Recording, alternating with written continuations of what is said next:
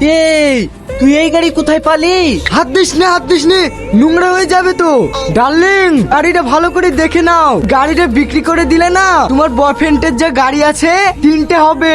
ও শোনা, তোমার জন্য এখন আমার পেছনকার সিটটা খালি আছে, তুমি যদি আমাকে ভালোবাসো তাহলে আমার পিছনে এসে বসো। আমি জানি তো তুমি আমাকে অনেক ভালোবাসো। চলো শোনা, আমরা একটু পার্কে থেকে ঘুরে আসি। ওগো, তুমি ওর গাড়িতে উঠছো যে? আমি কার গাড়িতে উঠবো না উঠবো সেটা আমার ব্যাপার। ও শোনা, চলো তো, এসব ফালতু লোকের সাথে কথা বলে লাভ নাই।